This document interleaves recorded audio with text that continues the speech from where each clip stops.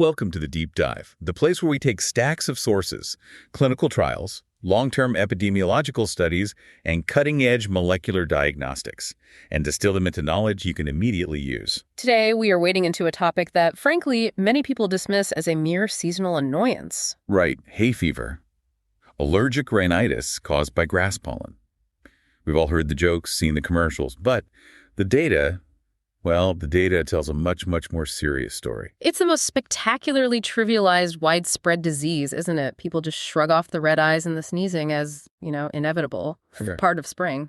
But our sources today revealed that this condition, particularly when it's driven by grass pollen, it represents a profound burden, clinically, socially, and eventually economically. It really does. Just to give you a sense of the scale we're dealing with here, grass pollen is the single most common cause of respiratory allergies.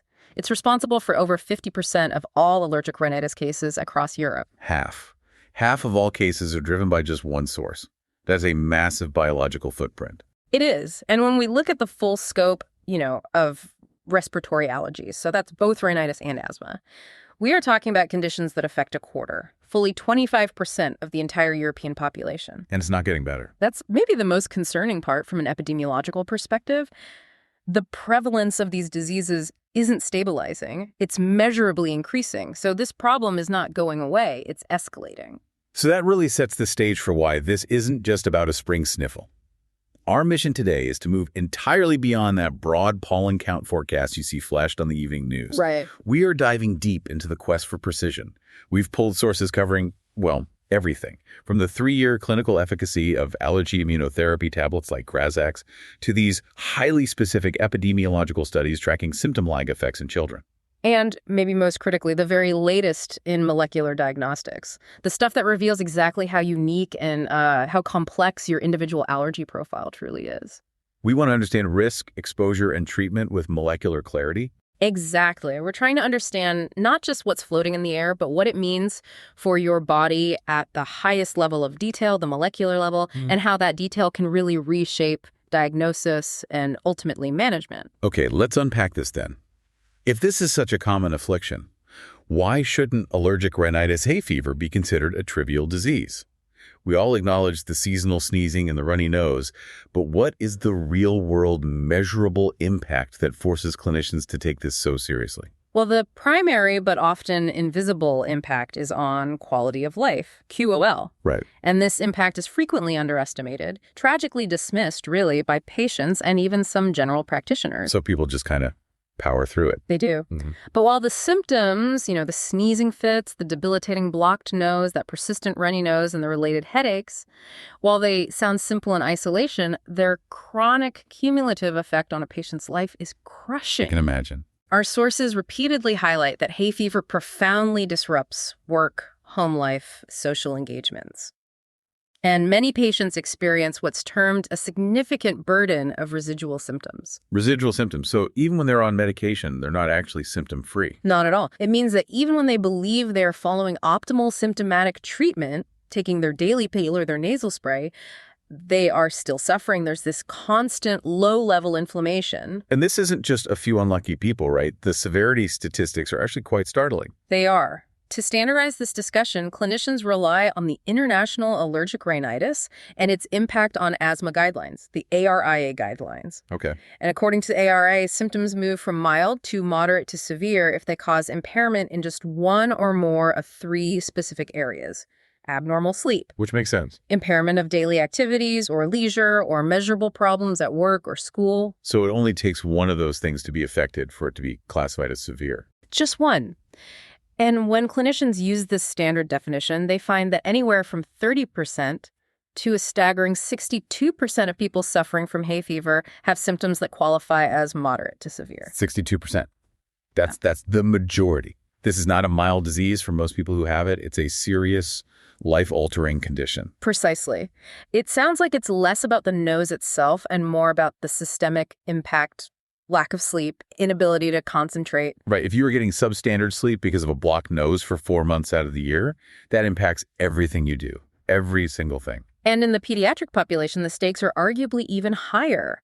Poorly controlled symptoms lead directly to learning and attention problems in school, and, as you noted, significant sleep disturbance, which has these cascading long-term effects on a child's development and their educational attainment.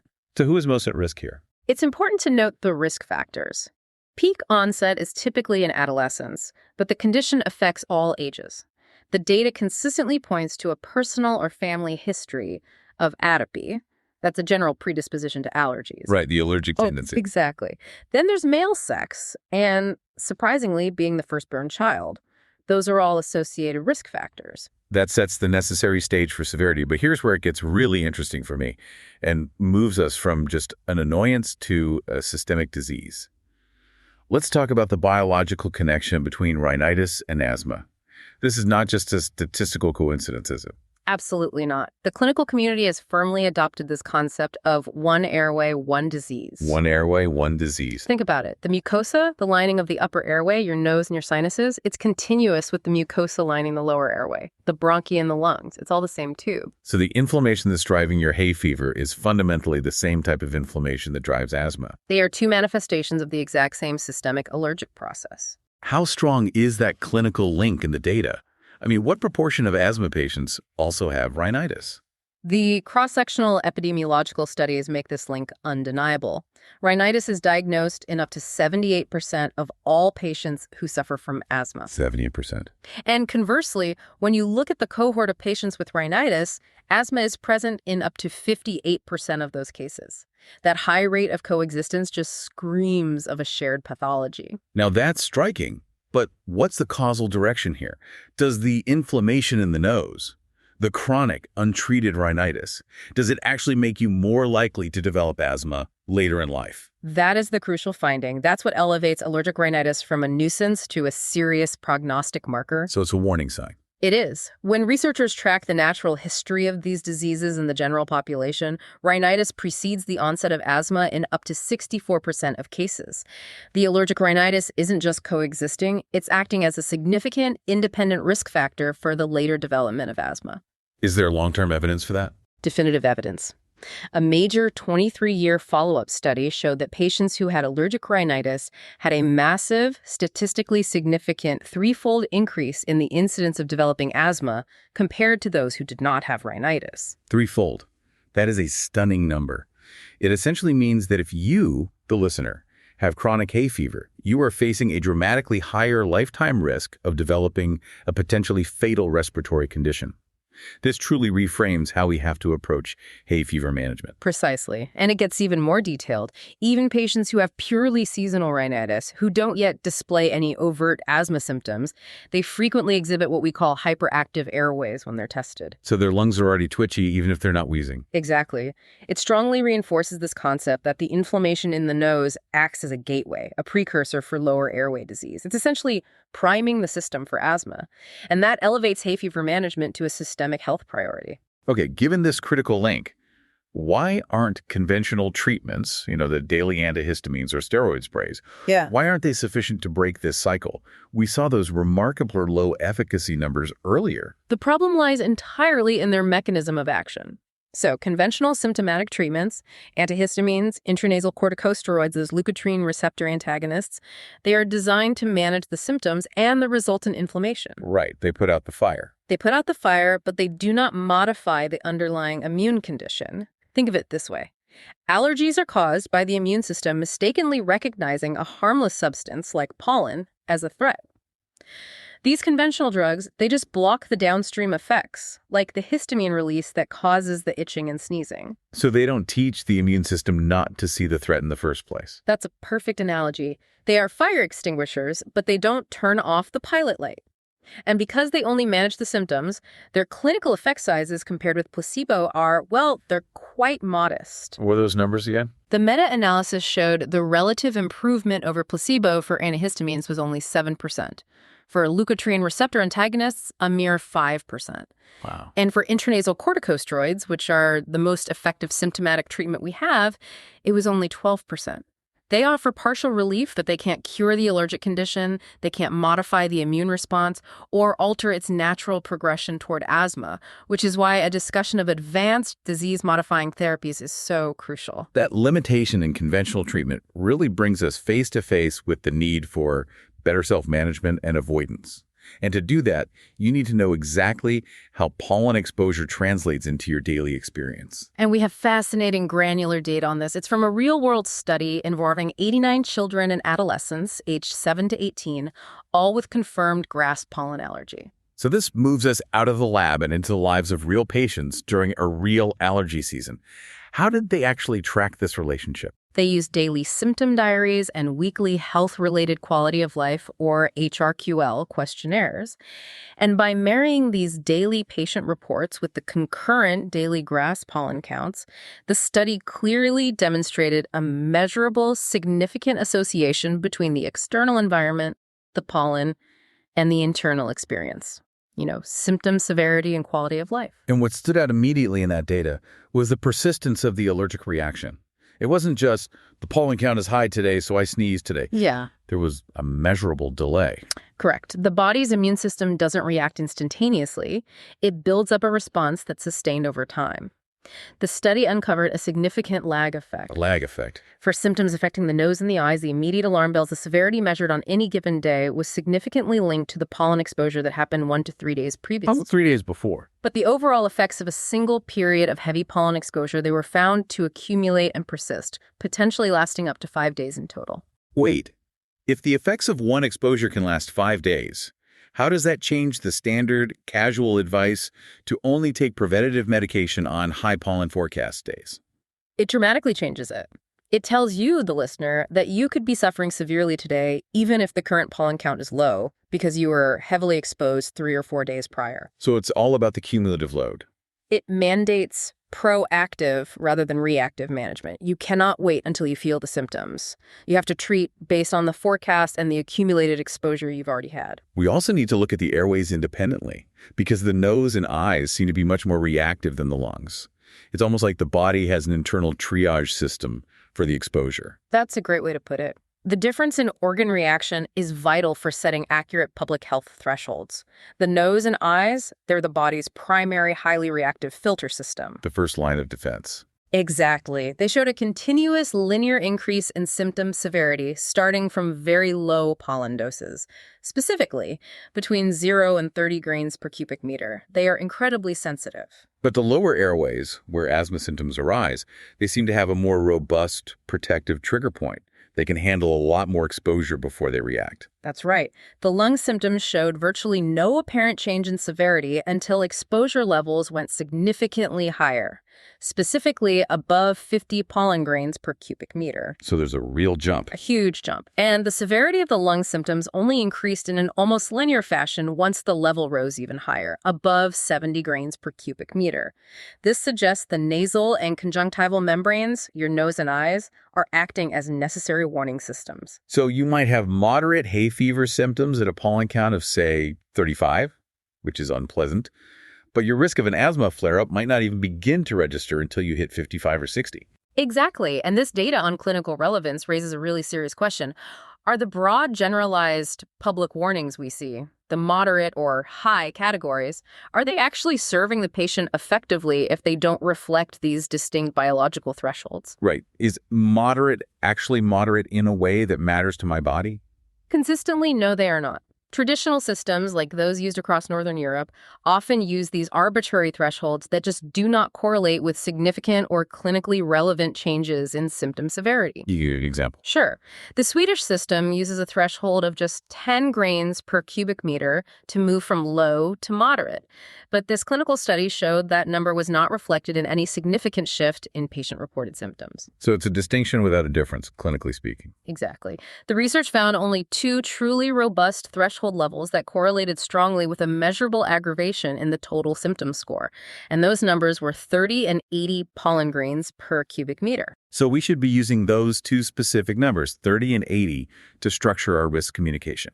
Make it simple and clinically meaningful. Absolutely. The researchers proposed adopting a clear, actionable traffic light model for public communication.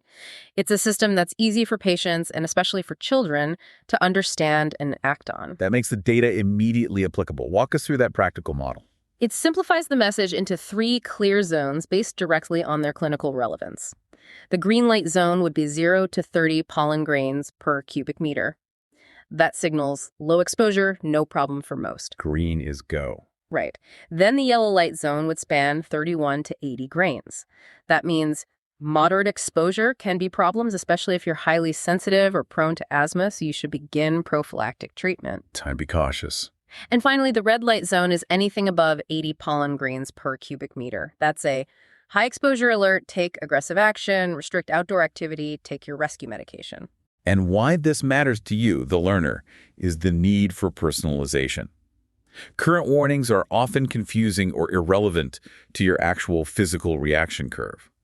If the public system says moderate, but you know your specific threshold for severe symptoms is 40, and the count is 35, you might delay taking preventative medication until it's too late. And then that 5-day lag effect means you've already lost the battle for the rest of the week. The traffic light model grounds the public warning in biological reality. We've established the burden, the complexities of exposure timing. Now we dive into the microscopic level, the diagnosis itself. For years, allergy testing relied on crude pollen extracts, essentially a standardized mashup of pollen material. Right. A patient tested positive when we said, you're allergic to grass pollen extract. But now that we're talking about precision medicine and specific immunotherapy, why is that traditional diagnosis method completely insufficient, especially in patients who are sensitized to multiple things, what we call polysensitized? Well, the problem is inherent in the raw material. It's the complexity of the pollen itself. We use Timothy grass, Phleum pretens, as the clinical standard, and even this single species has 13 different allergens that have been scientifically described. 14 different proteins. These are specific protein molecules, and we label them FLP1 through FLP13.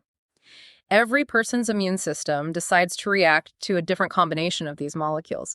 The traditional extract is just this complex, crude soup containing all of them. So it only tells us that you react to something in the grass. Exactly. It doesn't tell us exactly which specific component, which ingredient in that soup your immune system is actually targeting. So the goal of molecular diagnosis is essentially forensic. We're trying to identify the exact target of the immune system's mistake.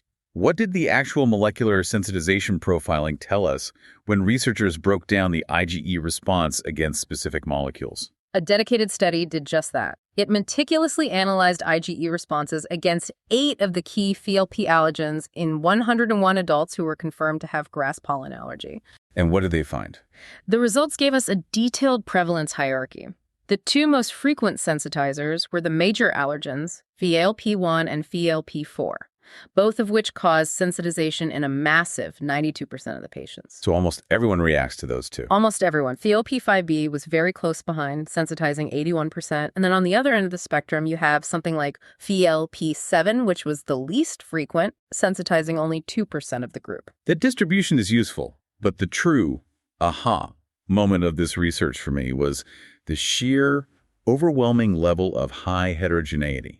The individualized nature of the allergy. Absolutely. When they looked at the combined patterns of sensitization, what we call the patient's molecular profile, they identified a staggering 27 different sensitization profiles across those 101 patients. 27 different profiles in just 101 people. Think about that. 101 people, all allergic to the same grass pollen, yet 27 distinct ways their immune systems reacted to the individual proteins. On average, each patient was sensitized to 4.3 of the 8 allergens tested. It shows that every patient's allergy is highly individualized, almost like a fingerprint, which must make generalized treatment incredibly challenging. It poses a huge logistical challenge for future vaccine manufacturing. If every patient is different, how can you mass produce an effective treatment? Before we get to treatment, let's talk about the correlation between this molecular spreading and the clinical disease. Does targeting more molecules mean you're sicker? Intuitively, it sounds like that should be the case. And the data supports that intuition. There was a crucial correlation found between the number of sensitizations a patient had and the severity of their clinical reaction, which was assessed using standardized provocation tests on the nose and the eyes. Okay, so they directly challenged the patient's system. They did. And the researchers found that the number of molecular sensitizations was significantly higher in patients who had a positive, strong clinical reaction to that provocation test compared to those who tested negative or mildly. Can you give us the numbers on that? For instance, in the conjunctival provocation test, the eye test, the positive reactors were sensitized to an average of 4.9 allergens, whereas the negative reactors were only sensitized to 3.6 allergens. So the complexity of your immune response, the sheer variety of grass pollen molecules your system reacts to, is a predictor of higher clinical risk and a stronger symptomatic response. It supports this idea that over time, a patient experiences molecular spreading, where the immune system expands its targets. And this leads to an additive effect when you're exposed to several of these allergens simultaneously. That realization has direct implications for component-resolved immunotherapy, or CRT. If we want future treatments to be perfectly tailored, we have to address this profound heterogeneity. Even if we're aiming for something less than perfection. So let's discuss the mismatch challenge, because this statistical finding is highly sobering. The researchers compared these 101 highly individualized patient profiles to a theoretical CRT preparation containing 4 major allergens: VHL P1, 2, 5-HAB, and 6. What was the outcome when they looked for a perfect molecular match? This is the truly startling result that crystallizes the difficulty of personalized medicine. This experimental 4-allergen CRT preparation exactly matched none-zero of the 101 adult patient profiles they tested. 0. Not a single perfect match. That sounds deeply concerning for the future of highly customized therapy. I mean, if there's a 100% mismatch rate in a small study group, how can we be sure immunotherapy will even work? And this is where we have to reconcile that complexity with clinical reality. So, despite the exact molecular profile mismatch, the researchers then calculated the clinical potential of this preparation. Okay. And they found that this specific 4-allergen CRT preparation would still target at least 50% of the patient's total Timothy IG reactivity in 95% of all patients tested. So it still covers a big chunk of the problem for almost everyone. Exactly. And importantly, it would target a substantial 80 to 90% of the total IgE reactivity in between 10 and 50% of the patients. Okay, that's a crucial distinction. It means that while the individual molecular response is highly heterogeneous, a small core set of major allergens still drives the bulk of the allergic response for almost everyone. That's right. An imperfect, standardized immunization can still deliver significant clinical benefit to the majority of patients by focusing on those key players. We move from the expectation of a perfect molecular level match to the pragmatic realization that hitting the major drivers, the 1s, the 4s, and the 5s, is sufficient to fundamentally shift the immune response in a positive direction for the vast majority of sufferers. Shifting gears now, we have seen that the immune response is molecularly complex and highly individual. But the source material points to a second major systemic challenge: the environmental measurement itself. The research suggests our current conventional use of pollen counts might be fundamentally misleading about the true health risk in the air. That is precisely the core argument of this section. For decades, we've used the simple count of intact pollen grains per cubic meter grains per m cubed as the universal proxy for health risk. But this relationship is deeply flawed. Why is that? It's nonlinear and it's unreliable, because the amount of actual symptom-inducing allergen released from those pollen grains can vary significantly, often more than tenfold. And it depends entirely on local factors like humidity, temperature, air pollution, things that can cause the grains to rupture. And the physical mechanism of inhalation matters here, especially when we're considering the asthma risk we talked about earlier. Crucially, yes. Intact grass pollen grains are large, typically 30 to 50 micrometers. They are too big to bypass the nerves and reach the lower airways, which is where asthma symptoms originate. So the whole grain isn't the problem for your lungs? Not directly. The real triggers are the tiny subpollen particles and the released allergens that break away when the pollen grain ruptures in moist air or upon impact. If we only count the large intact grains, we might be entirely missing the actual biological threat that's inducing symptoms and triggering that lower airway inflammation. This sounds like we are counting the shipping container but ignoring the poisonous cargo it released along the way.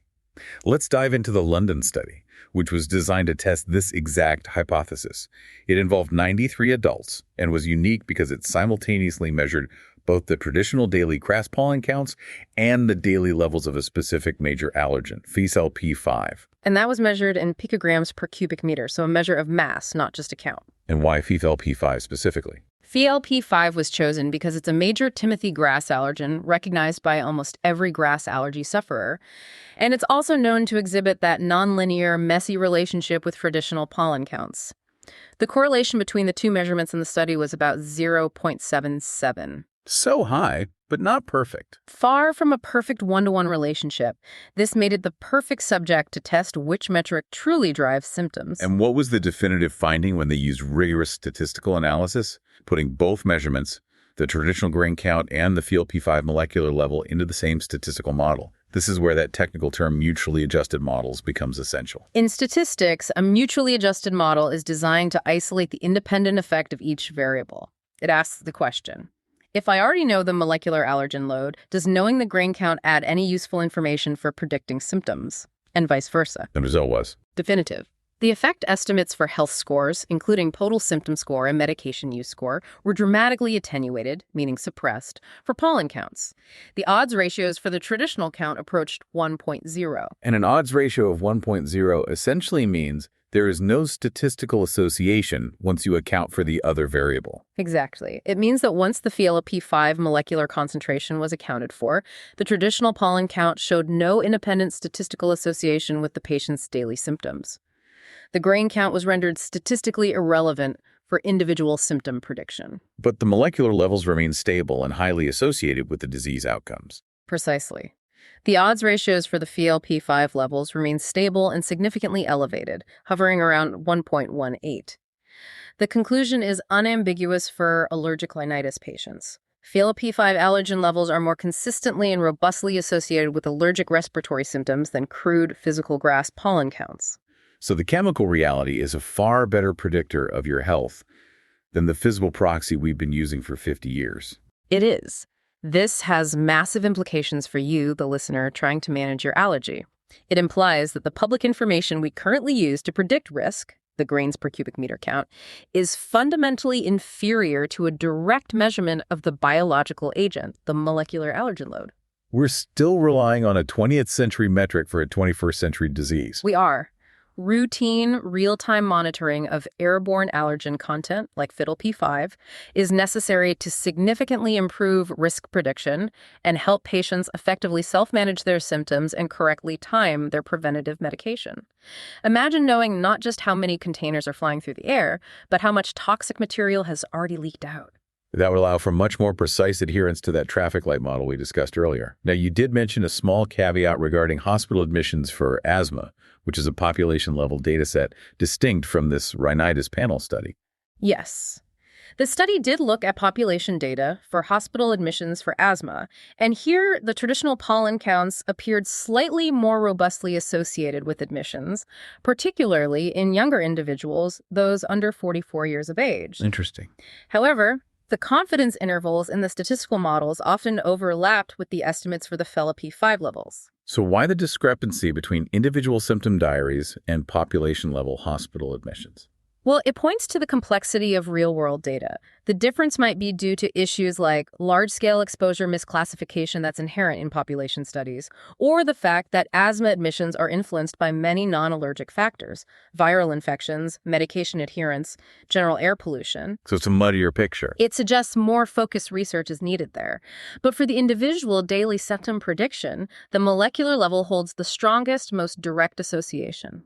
This research provides a powerful argument for shifting our environmental monitoring technology away from simple particle counting toward molecular quantification. Let's shift our focus entirely to the solutions developed to address these deep-seated problems, the limitations of symptomatic treatment, the extreme heterogeneity of the disease, and the imprecision of exposure assessment.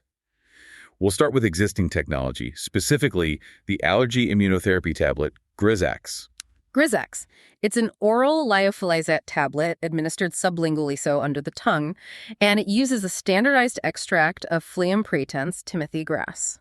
So it's not just a pill to stop symptoms. No, this is the culmination of the largest clinical development program ever conducted for grass allergen-specific immunotherapy. It involved thousands of patients across major trials, and its importance lies in its category. Specific immunotherapy, or SIT, is the only treatment modality that fundamentally alters the natural course of the allergic disease. It retrains the immune system. That's the goal, to retrain the immune system so it stops seeing grass pollen as a threat. What did the long-term clinical trials, specifically the GTO8 trial, show in terms of practical efficacy? The GTO8 trial tracked symptom and medication scores over 3 consecutive pollen seasons, and it showed substantial, highly significant reductions compared to placebo. Symptom scores were reduced by 29 to 36% across those 3 years. That's a big drop. And medication scores, so the need for rescue drugs, saw even greater reductions, ranging from 38 to 45%. Crucially, this translated into patients reporting a measurable increased number of well days and a relevant improvement in their overall quality of life. That is a clinically meaningful improvement, far surpassing the 5 to 12% we saw with conventional symptomatic treatments. But the true game-changing finding, the reason Grazax is a landmark in the sources, is its disease-modifying effect. That's the key distinguishing factor. Grazax is recognized as the first allergy immunotherapy tablet, or AIT, to demonstrably show a sustained disease-modifying effect on grass pollen-induced allergic rhinoconjunctivitis. And what's the defining proof of that? The clinical efficacy was still sustained 1 and 2 years after the patients stopped taking the treatment. Wait, they stopped the treatment, and the immune system was still effectively reprogrammed 2 years later. That is the definition of modifying the underlying immune response, not just managing the symptoms. The immune system had achieved a durable state of tolerance. What about safety? It's generally very safe. The most common side effects are transient and localized reactions in the mouth, things like oral itch, some swelling or throat irritation, which typically diminish rapidly as the treatment continues. We also briefly touched on sublingual immunotherapy, SLIT, in children. How did the efficacy for that younger population compare? A systematic review and meta-analysis of SLIT for grass pollen allergy in children confirmed a statistically significant reduction in total allergic rhinoconjunctivitis symptom scores. So symptoms definitely improved. However, the reduction in relief medication use scores was found to be non-significant in that pooled analysis. This confirmed that while the children felt better, the immediate reliance on the rescue medication was a bit harder to shake off compared to the adult data. So it still has a place. Oh, absolutely. This still justified its use in the UK for specific children who remain symptomatic despite optimal conventional medication. But it does highlight that response rates and adherence can differ across age groups. Now let's bring it all back to diagnostic precision and molecular heterogeneity. We've seen the need to get past crude extracts because of all the cross-reactivity. What is the future of diagnostic testing using this concept of a recombinant hybrid molecule?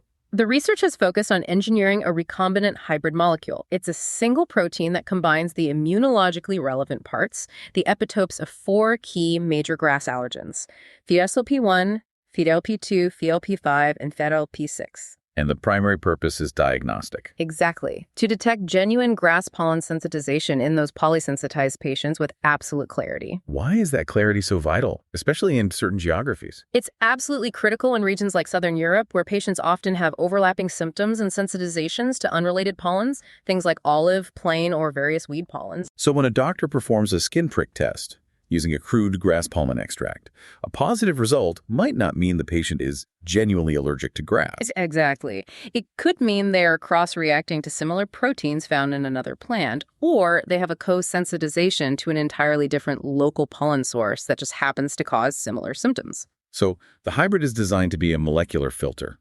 If you react to this single specific molecule, we know definitively that grass pollen is your true culprit. Precisely. Because the hybrid only contains grass pollen-specific epitopes, IgE recognition of this hybrid explicitly indicates genuine primary sensitization to grass pollen. A study on 64 children showed remarkable success. Skin prick testing with this single hybrid molecule accurately identified 93 to 95% of children who had a positive test to the crude grass pollen extract as genuinely grass pollen sensitized. The implication is massive. It successfully filtered out the patients whose positive extract test was likely spurious, those patients whose allergy was really driven by cross-reactive allergens, like FeNLP4, 11, or 12, or by an entirely separate co-sensitization like olive pollen. Exactly. By using this single, well-defined molecular tool, clinicians can ensure that specific immunotherapy is only prescribed against the true, confirmed culprit allergen source. This not only makes the treatment highly targeted and appropriate, increasing its chances of success, but it also provides a precise and potentially cost-effective replacement for variable, messy allergen extracts in vivo diagnosis for millions of polysensitized patients globally. So what does this all mean? We started with the humble hay fever sneeze, and we have completed a journey from population-level suffering and asthma risk through molecular heterogeneity and back to disease-modifying therapies and hyper-precise diagnostic tools. It's a huge shift. We are witnessing a fundamental, necessary transition in allergy management, moving from a broad, extract-based proxy view to a molecular, component-resolved understanding of individual risk and exposure. And the key takeaways for you, the listener, are clear. First, grass pollen allergy is far from trivial. It is a complex inflammatory disease that carries a significant long-term risk for developing asthma. Right. It's not just a nuisance. Secondly, effective management and prevention fundamentally require precision diagnosis shifting away from generic extract tests toward molecular profiling to ensure we are targeting the true causative allergens. And finally, effective disease-modifying treatments already exist, like Grazax, which offer durable, long-term relief far beyond the limitations of simply suppressing symptoms. It is truly remarkable how much depth and complexity lies beneath something seemingly so simple and commonplace. It is. But let's end with a final provocative thought for you to carry into this coming pollen season, connecting the exposure data we analyzed to your daily self-management. If the highly detailed clinical data clearly shows that airborne allergen molecular levels, like FealP5 and picograms, are a better, more accurate predictor of your daily symptoms than traditional pollen grain counts. Which the data does show. And yet we still rely heavily on those simple grain counts for all our public health warnings. What proactive steps might you need to take to truly understand and manage your daily risk? Are you waiting for an outdated metric to tell you to medicate? And what personalized action should follow once you acknowledge that knowledge gap?